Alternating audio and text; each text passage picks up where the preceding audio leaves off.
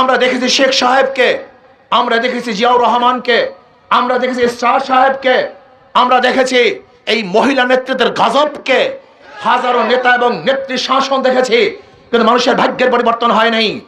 বহু দেশ দেখেছি, দল দেখেছি, নেতা দেখেছি, এরপরে দেখলাম বৈষম্য চলছে। আবার 2024 জুলাই আগস্টে বৈষম্য বিরোধী আন্দোলন করেছিলাম, সংগ্রাম করেছিলাম, রাস্তায় নেমেছিলাম জানের মায়া ত্যাগ করে। বাংলাদেশে বৈষম্য থাকবে না, থাকবে না জুলুম, থাকবে না অত্যাচার, থাকবে না অবিচার, প্রত্যেকটা গরিবের অধিকার ফিরিয়ে দেব।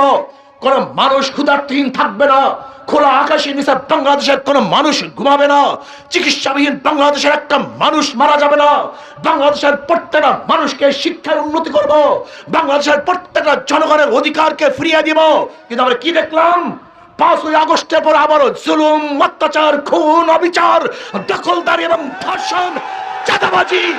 এর জন্য আন্দোলন করি নাই, এর জন্য সংগ্রাম করি নাই। ওই চাঁদাবাজদের হাতকে ভেঙে দিতে হবে ইনশাআল্লাহ।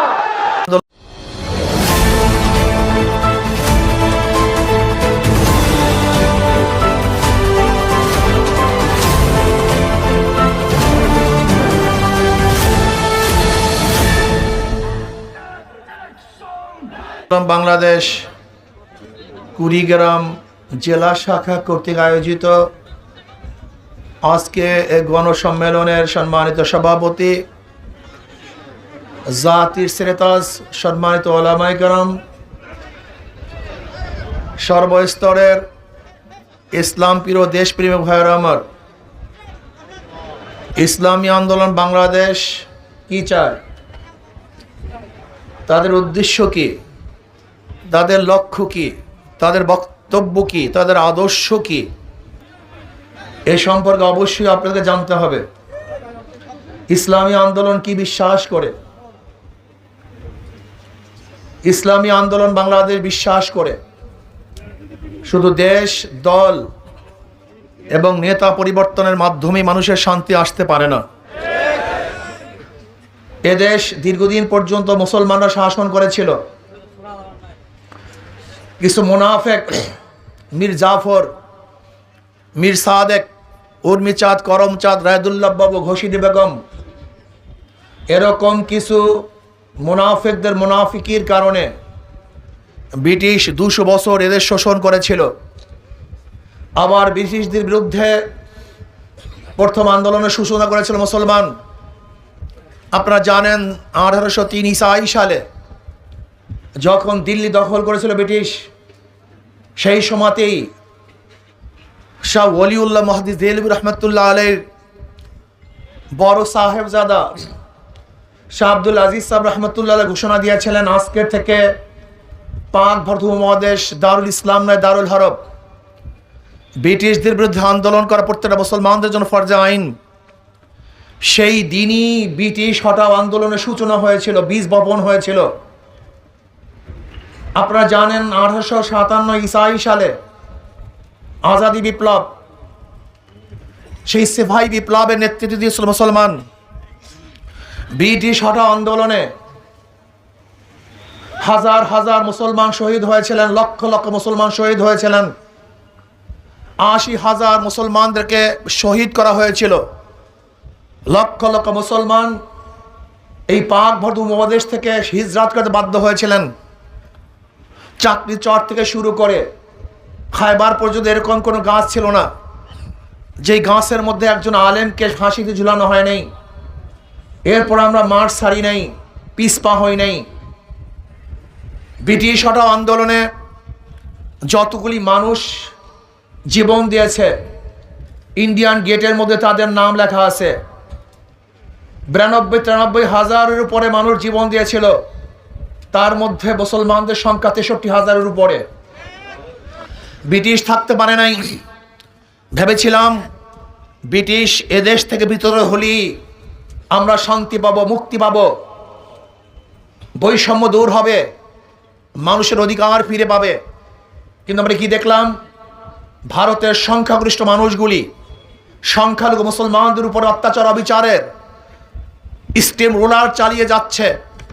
মুসলমানরা আবারও চিন্তা করছে, যদি মুসলমানদের জন্য আলাদা ভূখণ্ড করতে পারি তাহলে আমরা শান্তি পাবো, মুক্তি পাবো। আন্দোলনের সূচনা হয়েছিল, আমরা পাকিস্তান নামে একটা দেশ চাই। মুসলমানদের আন্দোলনের কারণে 47-এ পাকিস্তান নামীয় দেশ পেয়েছিলাম। ভেবেছিলাম মানুষ মুক্তি পাবে, শান্তি পাবে, দুর্নীতি দূর হবে, বৈষম্য দূর হবে। কিন্তু আমরা কি দেখছি, পশ্চিম পাকিস্তানের মানুষগুলি পূর্ব পাকিস্তানের মানুষের সাথে বৈষম্য করছে, তাদের অধিকার দিচ্ছে না। আবার আন্দোলন, আবারও সংগ্রাম, আবারও রক্তপাত, আবারও মানুষ হত্যা, আবারও গুম, আবারও জুলুম, আবার অত্যাচার।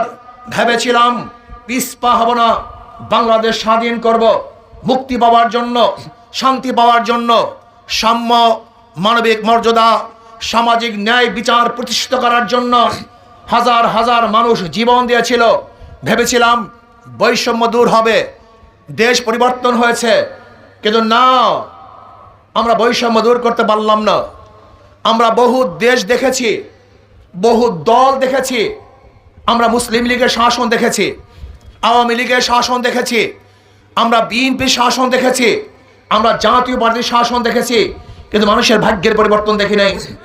আমরা আইয়ুব খানকে দেখেছি, আমরা দেখেছি শেখ সাহেবকে, আমরা দেখেছি জিয়াউর রহমানকে, আমরা দেখেছি স্টার সাহেবকে, আমরা দেখেছি এই মহিলা নেতৃত্বের গজবকে, হাজারো নেতা এবং নেত্রী শাসন দেখেছি, কিন্তু মানুষের ভাগ্যের পরিবর্তন হয় নাই। বহু দেশ দেখেছি, দল দেখেছি, নেতা দেখেছি, এরপরে দেখলাম বৈষম্য চলছে। আবার 2024 জুলাই আগস্টে বৈষম্য বিরোধী আন্দোলন করেছিলাম, সংগ্রাম করেছিলাম, রাস্তায় নেমেছিলাম জানের মায়া ত্যাগ করে। বাংলাদেশে বৈষম্য থাকবে না, থাকবে না জুলুম, থাকবে না অত্যাচার, থাকবে না অবিচার, প্রত্যেকটা গরিবের অধিকার ফিরিয়ে দেব। কোন মানুষ ক্ষুধার্তহীন থাকবে না, খোলা আকাশের নিচে বাংলাদেশের কোন মানুষ ঘুমাবে না, চিকিৎসাবিহীন বাংলাদেশের একটা মানুষ মারা যাবে না, বাংলাদেশের প্রত্যেকটা মানুষকে শিক্ষায় উন্নতি করব, বাংলাদেশের প্রত্যেকটা জনগণের অধিকারকে ফিরিয়ে দিব। কিন্তু আমরা কি দেখলাম, 5ই আগস্টের পর আবারও জুলুম, অত্যাচার, খুন, অবিচার, দখলদারি এবং ধর্ষণ, চাঁদাবাজি। এর জন্য আন্দোলন করি নাই, এর জন্য সংগ্রাম করি নাই, ওই চাঁদাবাজদের হাতকে ভেঙে দিতে হবে ইনশাআল্লাহ। আন্দোলন শেষ হয় নাই, আন্দোলন সমাপ্ত হয় নাই, নহে সমাপ্ত কর্মবোধের অবকাশ কোথায় বিশ্রামের। আন্দোলন সূচনা হয়েছে, শেষ হয় নাই।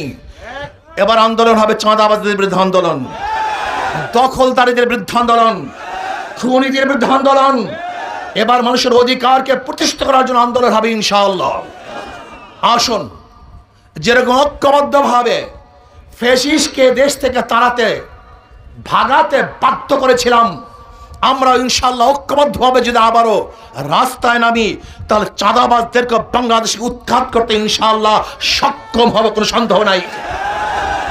ঐক্যতা হবে, এক থাকতে হবে, এক মেজাজ থাকতে হবে। বাংলাদেশের জনগণকে বলবো, আপনাকে জানেন জীবনভর আপনাদের মাথায় কাঁঠাল রেগে ওই সমস্ত জালেম, গুন্ডা এবং বদমাশ কি পরিমাণের টাকা পাচার করেছে আপনাদের ধারণাই নেই। মাত্র 16 বছরে পাচার হয়েছে 28 লক্ষ কোটি টাকা। এক বছরে বাজেট 7 লক্ষ কোটি, আর পাচার হয়ে গেছে 28 লক্ষ কোটি টাকা। কুড়িগ্রামবাসী আপনারা কি জানেন, বাংলাদেশের যত অর্থনীতি, বাংলাদেশের যত মানুষের কাছে যত টাকা, এই পরিমাণের টাকা মাত্র 20 ফ্যামিলির কাছে, 20 ফ্যামিলির কাছে। আপনাকে জানেন যে সেই দরবেশ বাবা শুধু শেয়ার বাজার থেকে আত্মসাৎ করেছে 50 হাজার কোটি টাকা। আপনি কি জানেন আজকে এখানে যারা উপস্থিত আছেন প্রত্যেকের মাথার উপরে 1,20,000 টাকার উপরে ঋণ, সবাই ঋণী। এই টাকাগুলো কোথায় গেছে? বিগত ফ্যাসিস্ট সরকারের পরিকল্পনা মন্ত্রী কি বলেছেন, বাজেট করি 100 টাকা, গ্রামে পুষে 10 টাকা, 90 টাকায় চুরি হয়ে যায়। বিগত ফ্যাসিস্ট সরকারের প্রেসিডেন্ট কি বলেছিলেন, প্রতি বছর যেই টাকা দুর্নীতি হয়, এক বছরে যেই টাকা দুর্নীতি হয় তা দিয়ে প্রতি বছর 2টা পদ্মা সেতু করা যায়। সব টাকা আপনাদের, এই গরিবদের, এই খেটে খাওয়া মানুষদের মাথার ঘাম পায়ে ফেলা টাকা দিয়ে ওরা চুরি করছে, ডাকাতি করছে, অত্যাচার করছে, অবিচার করছে, জুলুম করছে। এই দেশকে বিক্রি করার চক্রান্ত করছে। আজকে ভারতের সাথে যে চুক্তি করেছে, গোলামি চুক্তি। বাংলাদেশের মানুষ স্বাধীন, এরা রক্ত দিতে পারে, জীবন দিতে পারে, গোলামি করতে পারে না। ভারতের সামনে কোনোদিন বাংলাদেশের মানুষ মাথা নত করবে না, গোলামি চুক্তি করবে না। আমরা জীবন দেব, রক্ত দেব, মরে যাব, গোলামি করবো না ইনশাআল্লাহ।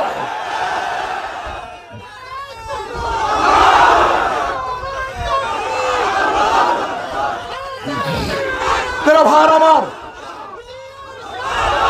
আজকেও যারা ভারতকে সাথে নিয়ে ক্ষমতায় যেতে চান, শুনে রাখুন স্পষ্ট বক্তব্য, বাংলাদেশের বুকে যারা ভারতের দালালি করবেন, ভারতের সাথে হাত হাত করে ক্ষমতায় যাওয়ার স্বপ্ন দেখবেন, বাংলাদেশের প্রত্যেকটা নাগরিক ঐক্যবদ্ধভাবে সেই ভারতের দালালদেরকে বাংলাদেশকে উৎখাত করে ভারতে পাঠিয়ে দেবে ইনশাআল্লাহ। বাংলাদেশে কোনো ভারতের দালাল এবং বিদেশি দালালদেরকে সহ্য করা হবে না, সহ্য করব না। বাংলাদেশ এত সুন্দর একটা দেশ, এত সুন্দর কান্ট্রি, আজকে কুড়িগ্রামে আল্লাহ পাক রব্বুল আলামিন যেই পরিমাণের জনসম্পদের খনি দিয়েছেন, আমি মনে করি স্বর্ণ, রূপা, তৈলের খনির চেয়েও এই জনসম্পদের খনি সবচেয়ে দামি। যদি আমরা এই জনসম্পত্তিকে কাজে লাগাতে পারি, তাহলে বাংলাদেশের সেই ধনী রাষ্ট্র আর গোটা দুনিয়ার মধ্যে থাকবে না। কিন্তু আমরা বাংলাদেশের মানুষকে কাজে লাগাতে পারি নেই। আমাদের হাতের মধ্যে গাঁজা তুলে দেওয়া হয়েছে, ফেন্সিডিলের বোতল তুলে দেওয়া হয়েছে, খুন খারাপি এবং মানুষের সাথে বিবাদ এবং হিংসা শিক্ষা দেওয়া হয়েছে, প্রতিপক্ষকে খুন করার অভ্যাস করা হয়েছে। কিন্তু বাংলাদেশে করার কোনো অভ্যাস আমাদের মধ্যে নেই। এই জন্য আমরা কি চাই? ইসলামী আন্দোলন বাংলাদেশ কি চায়? বাংলাদেশের সমস্ত মানুষকে ঐক্য করে দেশকে গড়ার পরিকল্পনা হাতে নিয়েছে। আমরা বাংলাদেশকে গড়ব, আমরা উন্নয়ন করব, আমরা শান্তিতে বসবাস করব, আমাদের মা বোনদের ন্যায্য অধিকারকে প্রতিষ্ঠিত করব। যেখানে অধিকার থাকবে জেলেদের, চাষিদের, খেটে খাওয়া মজদুরদের, ঋষি তাঁতি মেতর মজদুরদের, যেখানে অধিকার থাকবে মুসলমান, হিন্দু, বৌদ্ধ, খ্রিস্টান, বাংলাদেশের প্রত্যেকটা নাগরিকের অধিকার থাকবে সাম্য, সমান অধিকার থাকবে। এখানে থাকবে না গরিব, কে ধনী, কে বংশীয়, কে নন বংশীয়, কে মুসলমান, কে হিন্দু, কে বুদ্ধ, কে খ্রিস্টান, দেখার দরকার নাই। যে বাংলাদেশের নাগরিক, বাংলাদেশের আইন অনুযায়ী সে সমান অধিকার ভোগ করবে, সমান অধিকার ভোগ করবে। আসুন, এর জন্য দরকার আদর্শ, নীতি, চরিত্র।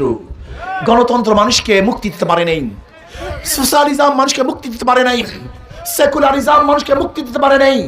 সব নীতি আদর্শ দেখা শেষ, এবার ইসলামের বাংলাদেশ। সব মার্কা দেখা শেষ, হাত পাখার বাংলাদেশ। অনেক নীতি দেখেছি, শান্তির বহুত ঝুড়ি তারা আমাদের কাছে ব্যক্ত করেছেন। এই নীতিতে শান্তি, সেই নীতিতে শান্তি, কোনো নীতি আমাদেরকে শান্তি দিতে পারে নেই। এবার আসুন, একই নীতি, একই আদর্শ, সেই আদর্শ ইসলামী আদর্শ। অনেক খারাপ লোকগুলি আমাকে বলেন, ইসলাম যদি ক্ষমতা আসে, হুজুর আমার গাজার অবস্থাটা কি হবে? আমি তো গাঁজাখোর, আমার গাজার অবস্থা। আমি বললাম, তুমি কি মসজিদে গিয়ে গাঁজা সেবন করতে পারো? বলে না হুজুর। বলে কেন? বলে পরিবেশ নেই। আমি বলি, ইসলাম ক্ষমতা আসলে বাংলাদেশটাই পরিবেশ হয়ে যাবে যেখানে গাঁজা সেবনই করতে পারবে না। বিশ্বাস হয় না? এই মাজলিসের মধ্যে একজনও কি নাই যারা ধূমপান করেন? নাই একজনও। তাই ধূমপান করছেন না কেন? কথা বলেন না কেন? একবার কি ধূমপানের কথা মনে আসছে? নিষেধ করেছিলাম ধূমপান করেন না, তা আপনি কেন ধূমপান করছেন না? পরিবেশ। ঠিক ইসলামী হুকুমত আসলে এমন এক পরিবেশ আসবে যেখান থেকে আপনি অন্যায় করতে পারবেন না। সমস্যা কোথায়? আমাদের অনেকের ধারণা ইসলামী হুকুমত আসলে প্রেশার ক্রিয়েট করে দাড়ি রাখানো হবে, টুপি পরিয়ে দেওয়া হবে, গোটা মেয়েদেরকে বস্তাবন্দি করা হবে। ভুল করছেন। ইসলাম ক্ষমতায় আসলে এমন এক পরিবেশ সৃষ্টি করবে যখন আপনি আর খারাপ কাজ করতে পারবেন না, এমনিতে আপনাকে ভালো কাজ করতে হবে। কোনো সমস্যা আছে? ইসলাম ক্ষমতায় আসলে কি হবে জানেন? আগামী 10-15 বছরের মধ্যে সমস্ত গরিবগুলি দরিদ্র সীমার উপরে চলে যাবে। বিশ্বাস হয় না? একটা উদাহরণ দেই। বর্তমান পুঁজিবাদী অর্থনীতি হলো গরিবকে গরিব বানায়, ধনীকে ধনী বানায়। আপনি ব্যাংকে যাবেন, বলবেন ভাই আমাকে 10 লক্ষ টাকা ঋণ দেন। ম্যানেজার বলবে লোন নেওয়ার জন্য মর্গেজ দেন। আপনি বলবেন আমি তো গরিব, কোথায় মর্গেজ পাবো? বলে ব্যাংক তো ধনীদের জন্য, গরিবদের স্থান এখানে নেই। যার আছে ব্যাংক তাকে দেয়, যার নাই ব্যাংক তাকে দেয় না। একজন ধনীকে বর্তমান পুঁজিবাদী অর্থনীতি 4 বার ধনী বানায়। যার 10 লক্ষ টাকা আছে ব্যাংক তাকে 10 লক্ষ টাকা দেয়। আগেই ছিল 1 বার ধনী, ব্যাংক তাকে দিছে 2 বার ধনী। যাকে দেওয়া হয়েছে তারই লোন মাপ 3 বার ধনী, সুদ মাপ 4 বার ধনী। আর গরিবের পেটে 5টা লাথি। আগের থেকে 10 লক্ষ টাকা ছিল না 1 লাথি, ব্যাংক তাকে দেয় নাই 2 লাথি, তার লোন মাফ হয় না 3 লাথি, তার সুদ মাফ হয় না 4 লাথি। আর যেই বড়লোকদের টাকা মাফ করা হয়েছে, ওই টাকা যদি ব্যাংকে থাকতো, আমি বাংলাদেশের নাগরিক হিসাবে তারই অংশী আমি ছিলাম। কিন্তু বড়লোককে মাফ করার কারণে গরিবের পেটের মধ্যে আর 1 লাথি। এর জন্য বর্তমান পুঁজিবাদী অর্থনীতি গরিবকে গরিব বানায়, ধনীকে। আর ইসলামী গোটা অর্থনীতি গরিবদের জন্য। জাকাত কাদের জন্য? মানত কাদের জন্য? ওসর কাদের জন্য? ফিতরা কাদের জন্য? দান কাদের জন্য? ইসলামী গোটা অর্থনীতি গরিবদের জন্য। আমি বিশ্বাস করি ইসলামী অর্থনীতি অ্যাপ্লাই করলে আগামী 5-10 বছরের মধ্যে বাংলাদেশে গরিব খুঁজে পাওয়া যাবে না, সবাই দরিদ্র সীমার উপরে চলে যাবে। কিন্তু কপাল পোড়া গরিবের গোষ্ঠী ইসলাম পছন্দ করে না। আমি এতদিন জানতাম নিজের ভালো পাগলেও বুঝে, কিন্তু আমাদের দেশের গরিবগুলি এমন পাগল নিজের ভালোও বুঝে না। আচ্ছা বলেন তো, চোরের মাধ্যমে চুরি বন্ধ হয়, দুর্নীতিবাজের মাধ্যমে দুর্নীতি বন্ধ হয়, খুনির মাধ্যমে খুন বন্ধ হয়, যাদেরকে নেতা বানিয়েছেন তারা কারা? ওদের হাতের মধ্যে হাজারো খুনের দাগ, ওদের চরিত্রের মধ্যে হাজারো কালিমা। ওরা সুদখোর, ঘুষখোর, ডাকাত, লম্পট, বদমাশ, সবচেয়ে নিকৃষ্ট ব্যক্তি থেকে নেতা নির্বাচন করছেন। আর দেশকে 1 নাম্বার বানাতে চান। মাদার গাছ লাগিয়ে আমের আশা করা যায় না, তেঁতুল গাছে মিষ্টি ফল হয় না। দুর্নীতিবাজের মাধ্যমে দুর্নীতি বন্ধ হবে। আসুন না, ইসলামী আন্দোলন বাংলাদেশ কি? ইসলামী আন্দোলন বাংলাদেশের শুরুতেই নাম ইসলাম মানে শান্তি। তাদের মার্কা তার মধ্যে শান্তি, কথা বলে না। যারা নৌকা নির্বাচন করে নৌকা চালাতে পারে না, যারা ধানের শেষে নির্বাচন করে ধান কাটতে পারে না, যারা নাঙ্গল নির্বাচন করে নাঙ্গল বইতে পারে না, যারা কুঠা নিয়ে নির্বাচন করে কাঠ ফাটতে পারে না, যারা গরুর চাকা নির্বাচন করে গরুর গাড়ি চালাতে পারে না, কিন্তু যারা হাত পাখা নির্বাচন করে তারাও চালাতে পারে, যারা করে তারাও চালাতে পারে।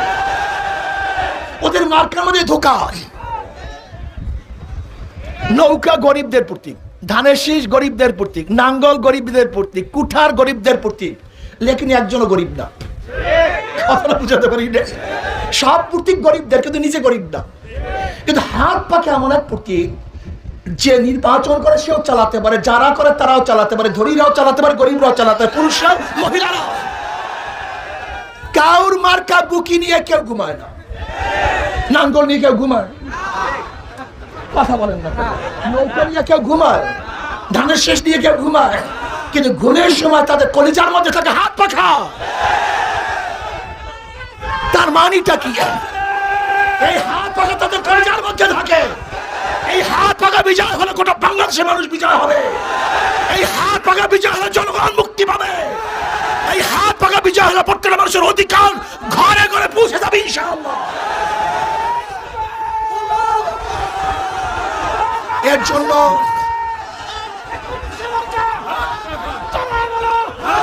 শোনেন, কারেন্ট ফেল করে, হাত পাখা ফেল করে না। কারেন্ট ফেল করে, হাত পাখা ফেল করে না। তার মানিটা হলো তাদের কথায় কাজের মধ্যে মিল আছে। কথায় কাজে মিল পাই, পীর সাহেব চর্ম নেই। ওই শুরুর থেকে যেই কথা শুরু হয়েছে আজও একই কথা। এই স্টেজ অন্য, অন্য স্টেজ অন্য। লিডারদের সাথে দেখা হওয়ার আগে এক কথা, লিডারদের সাথে দেখা হওয়ার পরে অন্য কথা। ইসলামী আন্দোলন বাংলাদেশ এমন এক সংগঠন, শুরুর থেকে আজ পর্যন্ত যে বক্তব্য দিয়েছেন সেই বক্তব্য আছে, থাকবে ইনশাআল্লাহ। কাজে আগামী নির্বাচনে শুধু ভোট আপনাদের কাছে চাই না, আপনারা ভোট দিবেন শুধু এতটুকু চাই না। আজকে ওয়াদা করতে হবে আল্লাহকে সাক্ষী রেখে। এখানে যারা আছেন কমপক্ষে প্রত্যেকটা নাগরিক দেশের জন্য, ইসলামের জন্য, দেশকে স্টাবলিশ করার জন্য, এই দেশকে রক্ষা করার জন্য, প্রত্যেকটা নাগরিকের অধিকারকে ঘরে ঘরে ফিরিয়ে দেওয়ার জন্য আমি একজন হাত পাকার কর্মী হয়ে যাব। শুধু একটা ভোট নয়, আজকের থেকে প্রত্যেকটা কর্মী এবং দেশপ্রেমিক ইসলাম প্রেমিক ভাইরা হাত পাকার পক্ষে মিনিমাম 100 ভোট যোগাবো, 50টা, কমপক্ষে 10টা ভোট যোগাবো। কে কে আছে? নারায়ে তাকবীর। 2 হাত তুলেন, উপরে তুলেন, নারায়ে তাকবীর। মার্কা আছে? কোন সে মার্কা? আরো জোরে সবাই বলে, সবাই বলে শান্তির মার্কা, সবার মার্কা, দেশের মার্কা, সবার মার্কা হাত পাকা। আল্লাহ আমাদের সবাইকে কবুল করে নেন। আগামী নির্বাচনে কুড়িগ্রাম এই জেলার 4টা আসন থেকে যারা হাত পাকা প্রতীক নিয়ে লড়াই করবেন, সেই সেনাদেরকে আপনাদের সামনে পরিচয় করিয়ে দিচ্ছি। 2 জন সেনা নাই, 2 জন আছে, পরিচয় করে দিচ্ছি। আলহামদুলিল্লাহ।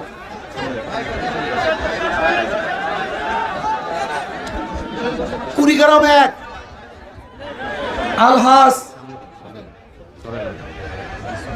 হারিসুল বাড়ি রনি, উনি হজে আছেন, কাবা শরীফ ধরে দোয়া করতেছেন, আল্লাহ যেন বাংলাদেশকে সুস্থ করে দেন, নিরাপদ করে দেন, প্রত্যেকটা মানুষের অধিকারকে প্রতিষ্ঠিত করে দেন। কুড়িগ্রাম 2 থেকে অধ্যক্ষ, যে হাজার হাজার ছাত্রদের ওস্তাদ, হাজার হাজার ওস্তাদ ছাত্রদের মুরব্বী, হাজার হাজার আলেমদের মুরব্বী, আলহাজ অধ্যক্ষ মাওলানা নূর বক্স সাহেব।